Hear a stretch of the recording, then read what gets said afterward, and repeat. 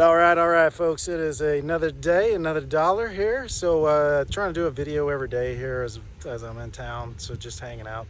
Was going to do a video with my buddy Jeremy Smith, but he's doing some lawyering. So, I'm going to improvise here just so I can keep up with my goal of one video a day. So, I'm here at downtown Paducah, where I was born and raised. And then to the back of me, we got the Ohio River. So downtown's always been really a cool spot for me, like all throughout my life. You know, when I was young, before they had malls and all that stuff out in the part of the county, everybody came downtown to do all their shopping. My granddad drove the bus down here. Most of the family, you know, some of them came from the downtown area. So it's just a cool little place. Plus I took music lessons down here. I played on music on the street down here. So it's just it's a cool little area. I like it, so I'll give you a little tour of the hometown.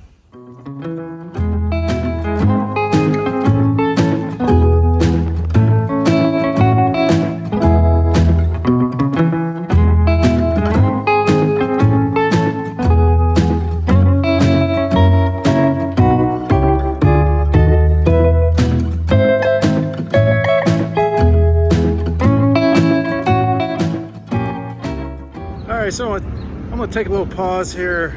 So as I'm going through here, you see a lot of stuff behind me. They have people come in and paint murals up on the wall here, just different things throughout the town. This one though, I'm questioning. As far as I know, and I lived here for probably about 24 years, there was never a man with a Speedo on this riverbank. I'm almost positive of that. So if you look up here, there's definitely one of these guys wearing a Speedo. That never happened. So this is not correct historically, so we're gonna have to do a little bit. I'm gonna see if I can get in with the mayor or something and get rid of it, because there was never a man with a Speedo on the riverbank here. So if you're ever in Paducah, you see this photo, all the rest of them look pretty correct. This one, no Speedo. So just file that away for memory. All right, so we are here in front of the train. The town's pretty big on the railroad industry through the day. Like a lot of like my stepmom's father worked on the railroad. I had several uncles that worked on the railroad too. So pretty big thing here. There's a couple of big rail yards that are in the area as well. So but some really cool stuff that you get to see up here up close and personal. I'm gonna go walk down this thing, as they call Market Street, and then see maybe there's the museums open over there, and then show you guys a couple of those places too. So hopefully I don't get yelled at by any more cars that are going by though. So we'll see.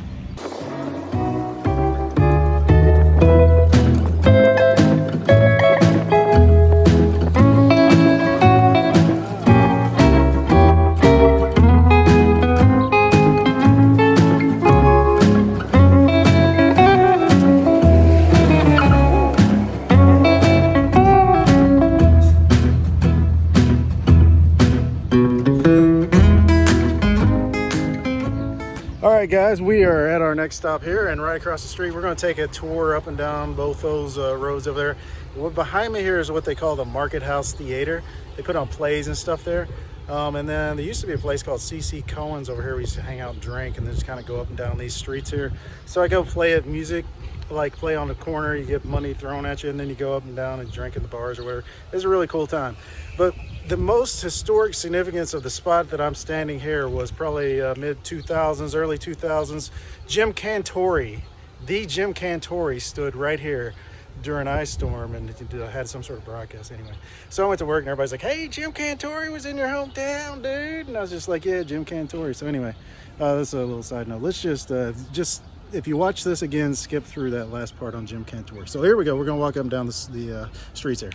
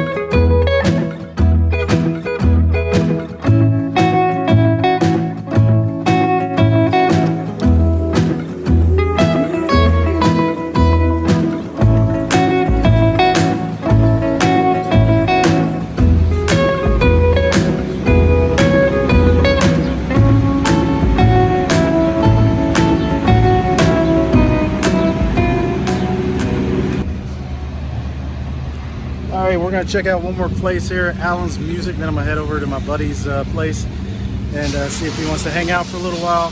This is one of the places I started taking music whenever I was growing up. I'd like to go talk to Jack Martin, but I'm not sure if he's accepting visitors. This is a bluegrass guy I used to play with, but he was fantastic. And then I went over and started taking music from Brandon Allen and his dad. It's a really cool place. I bought several guitars out there, so I'm gonna check and see what they got from guitars.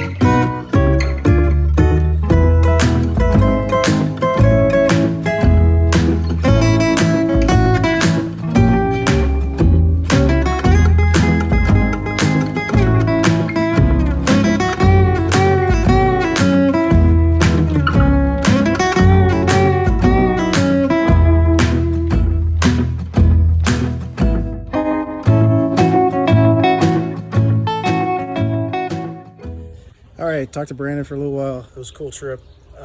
He was kind of busy though, so I'm gonna definitely be back in July. I definitely want to pick up a guitar from them. It's just a kind of a toss-up between the Taylors and the Martins.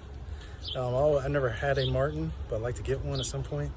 The Taylors play a little bit easier in my opinion, but the Martins just have kind of like a bassier type sound. The Taylors have a little bit more like a higher end or tenor type. But there's a Taylor 700 series in there that was really awesome. It's just a little bit high on my budget there, so I'm gonna have to figure out how to sell some stuff and then make some money so I can come back here and pick that thing up, because the wood on it was amazing. So I'm off to meet my buddy, and I'll check back in with you guys.